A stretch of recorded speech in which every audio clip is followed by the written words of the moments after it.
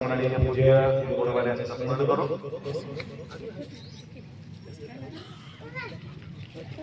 अखंड शिवला सप्ताह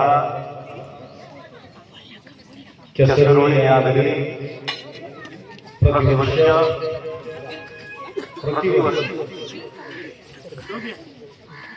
तिसरा गुणगान करतो. कोणाचा गुणगान करतो सप्ताहामध्ये माहित नाही. भगवान भोलेनाथ शंभो महादेव शिवाचं गुणगान करतो. अखंड शिवनाम सप्ताह ते जमत नाही. म्हणजे गुणगान कोणाचं होत असते कंटिन्यू तर शिवाचा गुणगान करतो. अनेक देव आहे परंतु शिवाचाच गुणगान करतो आपण. थोडं विको कमी करायचं.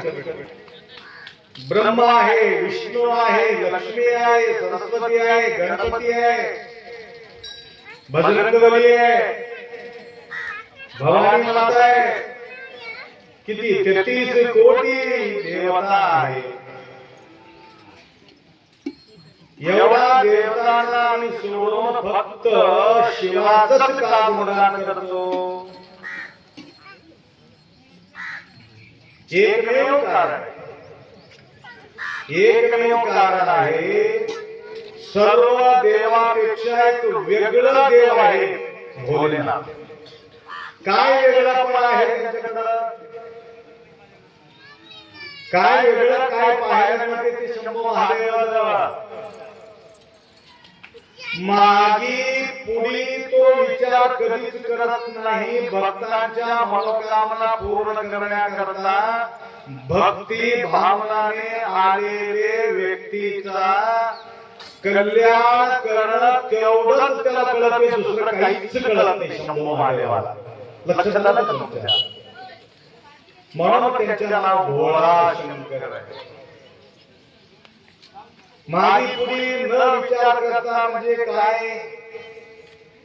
तुमच्या जीवनामध्ये तुम्ही पाहता फार विश्वास केला होतो महाराज त्याने आमच्या भावावर, आमच्या बहिणीवर, आमच्या आईच्यावर, दोस्तावर मोठा विश्वासघात केला बघा. असं म्हणून कधी तुम्हाला पश्चाताप होईल. विश्वास करायचा नव्हतं. तसं विश्वनाथ म्हणजे तो विश्वास करतो भक्तावर. डेंजर भक्त आहे म्हणून ते सुद्धा तो विचार करत नाही. महादेव लक्षात घ्या. म्हणून भोळा शंकर काय भोळा पण आहे. गंगाधर ऐकू येऊ की नाही. ते गंगाधर भोळा माणूस आहे. तू गंगाधर नाही, तू बी आहे भोळा. त्याच्या गुण आहे फार गुणवालीच्या प्रती अटूट निष्ठा. गंगाधरचं गुणगान, त्या गंगाधरचं गुणगान, ह्या गंगाधरचं गुणगान. तर माऊली त्यांच्यावर कृपा केली.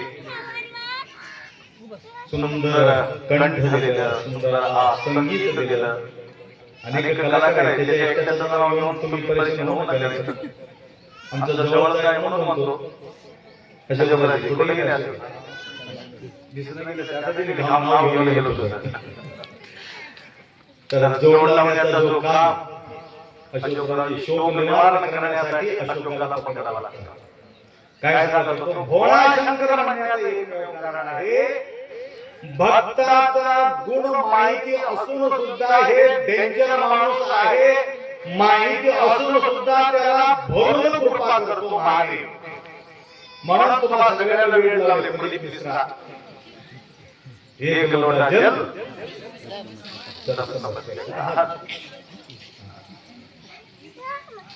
महाराज किती वाजता करते पूजा. किती वाजता करतो महाराज. टायमिंग करेक्ट सांगा. 5 वाजता का 6 वाजता. नाही 6 म्हणलं तर 6, 7 म्हणलं तर 7, 8 म्हणलं तर 8, 9 म्हणलं तर 9. 6. मी तुम्हाला अजून एक तास उशिराला पूजा करायला सांगतो. 7 वाजता महाराजाचा पूजा होते. महाराजांच्या पूजा व्हायच्या अगोदर तुम्ही 3 वाजता जावा, 2 वाजता जावा, 4 वाजता जावा, 5 वाजता जावा, 6 वाजता जावा, 7च्या नंतर कोणी पूजा करायचं नाही. पूजा करायचं असलं तर त्या महाराजांनी पूजा केलेली पूजा पुसून पूजा करू. म्हणजे ह्याचा अर्थ ह्यांच्या पूजा देवाला आवडत नाही म्हणून आम्ही पुसतो असं होईल. लक्षात आलं का? तुमच्या जो एक लोटा जल जळते त्याला जळ होते, जल होते, जळते देवाला. म्हणजे जंगमूर्ती पूजा करून सुद्धा माझ्या पूजेला हे भंग करतात. गुरु आणि लिंग सेवा. 8ला बसला तर 8ला सांगतो महाराजाला. लक्षात आलं का? 7च्या अगोदर 2 वाजता 1 वाजता जावा, 12 वाजता जावा. एक घंटा पूजा करा. कोण नको म्हणते तुम्हाला? चाळी देवाला उघडं महादेव त्याला काय चाळायचं? महादेव उघडं आहे, बंधनच म्हणा. उद्यापासून केली मेली देवाला जमत नाही. भोळा म्हटलं तरी एवढा भोळा नाही. लक्षात आलं का? म्हणून भोळा महादेव कोणाला भोळ्यापणी केले माहिती का? भस्मासूरचा दुष्ट गुण असताना सुद्धा त्याला आशीर्वाद देऊन टाकलं. कोणाच्या डोक्यावर तो हात ठेवलाच काय होते? भस्म होते. कोणाच्या हातात ठेवायला गेले नाही, महादेवाच्या डोक्यावर ठेवायला गेले. भस्मासूर वर कोण गेले? महादेव दिले. आता ठेवायला कोणाजवळ गेले? महादेव जवळ. महादेव म्हटलं 13 तुझ्यावर पण बोलायचं तुझं करूया. म्हणून विष्णू हाक मार, हे विष्णू सांगा काय नाही. सुंदर मोहित होण्यासारखं रूप धारण केलं. मोहिनी एवढं सुंदर मोहिनी रूप धारण केलं विष्णू. आता काय करू? मी तर हे झालो, ऐकू लागलं का?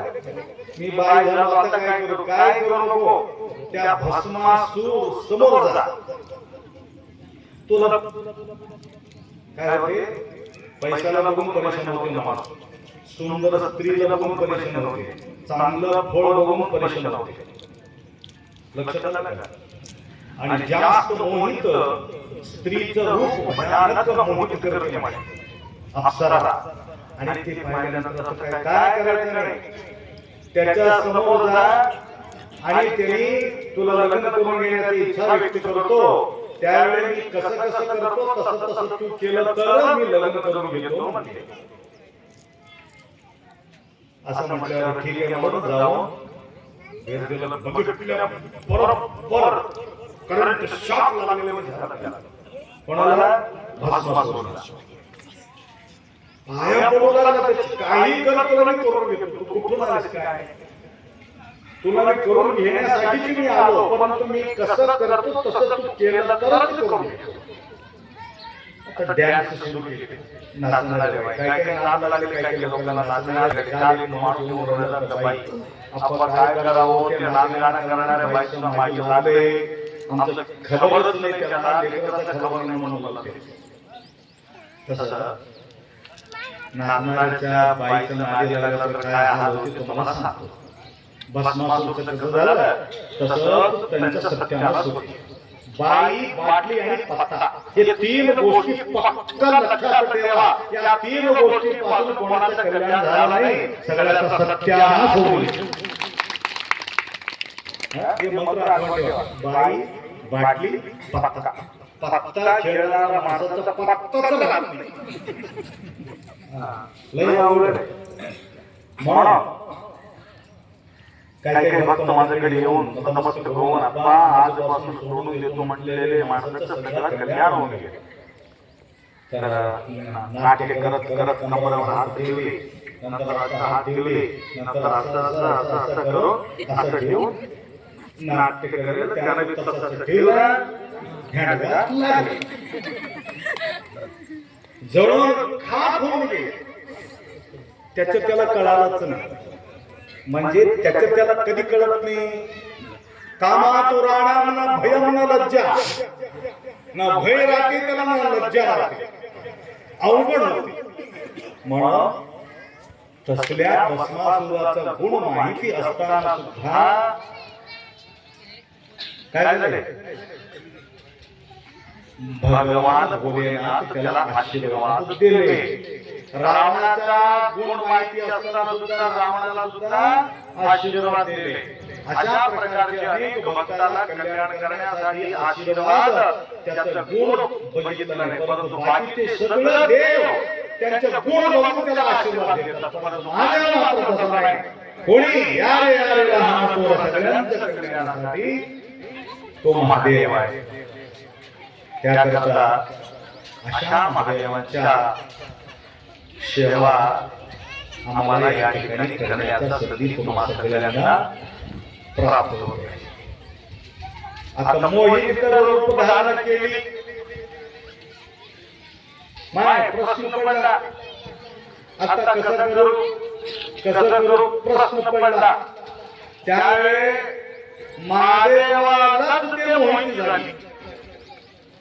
महादेवा तू तर त्रिपुर सुंदर आहे, मी त्रिपुर सुंदरी आहे, तर कसं करू, जोडी लावून घेऊ का? जोडी लावून घेतले. दोघांमध्ये डिलिव्हरी झाली. कोणाचं डिलिव्हरी? विष्णूचा. विष्णूच्या डिलिव्हरी झाली तर मुलगा झाला. मुलाचं नाव काय ठेवावं प्रश्न पडला. ऐकलं का? विष्णू पुरुष आहे, महादेवी पुरुष आहे. त्या दोघांच्या मिलनामध्ये एक मुलगा जन्म घेतला, त्याचे नाव ठेवले अय्यप्पा. स्वामी शरणम अय्यप्पा, अय्यप्पो स्वामी, स्वामी शरणम अय्यप्पा, अय्यप्पा. आईने एक अय्या होता, एक अप्पा होता. दोन जन्म घेतले अय्यप्पा. बघा म्हणा लक्षात आला म्हणून तुम्हाला बोललो. हे अशा प्रकारच्या परंपरा, अशा महादेव शंभो महादेव सगळ्या भोळ्या भक्तांच्या कल्याण करण्यासाठी त्यांचे कार्य आहे. अशा प्रकारच्या भोळ्या महादेवांचा अखंड शिवनाम सप्ताह केसरोळी या गावामध्ये सातत्याने 3 वर्षापासून बघा किती उल्हास आहे, किती समाधान आहे. मस्त टेंट घातले, नियोजनबद्ध कार्यक्रम या ठिकाणी अशोकरावच्या मार्गदर्शनाखाली कार्यक्रम होत असलेले. ज्या वेळे आपण तुम्ही येईल त्यावेळी आम्ही कार्यक्रम तुमचं करू. अशा प्रकारचे आम्हाला सुविधा करून देणारे अशोकजी, तर त्यांच्यासाठी थोडा जोरदार कार्यक्रम. आणि कधी कधी तुम्ही गडबड करत असाल तर रागाला सहन करते म्हणून त्याला साधून घेतली. म्हणून गुरुमाऊलीच्या अत्यंत कृपा पात्रे डॉक्टर सद्गुरु शिवलिंग शिवाचार्य गुरुमाऊलीच्या सानिध्यात जन्म लाभला. आणि त्यांच्या जो सानिध्यात राहिल्यानंतर त्यांचे काही विशेषता त्यांच्याकडे आम्हाला पाहायला मिळते. एक शिस्तबद्ध परमर्श पारायण असो, शिवपाठ असो, कीर्तन असो, भजन असो. अनपढ माणूस येतोय, काही शिकलेले नाही, परंतु MBA कशाला PhD शिकलेले लोकांना सुद्धा ते ऐकत नाही. एवढा भारी कशामुळं? गुरुमाऊलीच्या कृपामुळे ते लाभले. लक्षात आलं. म्हणून अशा प्रकारचे कृपापात्र अशोकजी या ठिकाणी आपल्या सेवेमध्ये तत्पर आहे.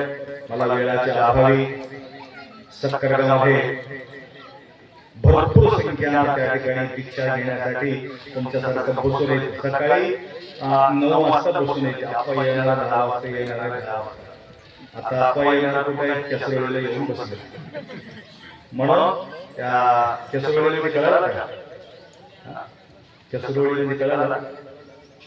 केसर म्हणजे चिकट असलेले चिखल पाय उतरते. पहिले रोड असताना तमलून शहराला जायचं असले तर गुडघ्याला चिक्कोल, गुढीदादा चिक्कोल, हे कसरोळीमध्ये हे चिक्कोलचं गाव. इथं चिक्कोल नाही, महाराजासाठी चिक्कोलच्या चिखलामध्ये इथं येऊन पोहोचलो. हे पायच निघणार, भक्तीचं चिखल आहे या ठिकाणी. भक्तीचं चिखलामध्ये पाय अडकून बसले. आता निघणं अवघड झाले, परंतु कसं तरी निघून असं निघून जाते. इकडे फसलं अवघड होते, त्यासाठी कोणी उठू नका. दर्शन घेऊन बसला तर डबल दर्शन नको आहे. देवाला तुम्ही पाहिला आणि आपले शिष्य फार अत्यंत प्रेमळ मनाचे आहेत आणि आपल्या फार निष्ठा ठेवले आणि सती पती दोघाही तन मन धन अर्पण करून माझा सेवा करतात. त्याकरता त्यांचेही सुद्धा या ठिकाणी मला भरपूर आठवण येते. त्यांचेही सुद्धा या ठिकाणी उपस्थित लाभलेले. तसं पाहिलं असलं तर केसरवळीमध्ये भरपूर आपल्या शिष्य परंपरा आहेत, परंतु मला शिष्यापर्यंत जाऊन पोहोचायला एक मिनिट सुद्धा मला वेळ नाही. भागबागी जास्त आहे. आंध्र, महाराष्ट्र, कर्नाटक, तेलंगणा 4 प्रांतामध्ये भागदौड असल्यामुळं मला वेळाचा अभाव लागतो. त्याकरता परवा इथं नवीन घर बांधले, लग्न झाले बरोबर. त्याचं घर मल्लेश पाटील.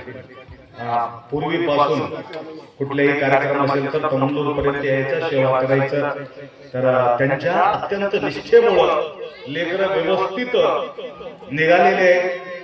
सुंदर लेकर संतती सुखाची आणि संपत्ती सुखाची भेटणं म्हणजे पुण्य लागते. तसा त्यांच्या जीवनामध्ये सुखाचा संतती भेटली, सुखाचा संपत्ती भेटले. तर गुरुमाऊली त्यांनाही कृपा करो एवढा अपेक्षा व्यक्त करतो. आमच्या तमंदूरचे जावई बापू ते सुद्धा भटकलेले व्यक्ती होतं. नंतर आमच्याकडे येऊन भटकणे काम होतं, त्याचा आमच्याकडे मार्गाला आलेत. आणि इथं आल्यानंतर आम्हाला वाटलं की या ठिकाणी येऊन सेवा करण्याचा जो बळ शंभू महादेव त्यांना दिले. जाती ही नरमने ज्योतिता ही नवे, जाती विजाती अनवेडा, देव हरिदास जात सर्वज्ञ. जाती देव बघत नाही, तुमचा सेवा बघतो. त्या प्रकारची सेवा यांच्या या ठिकाणी झालेली आहे.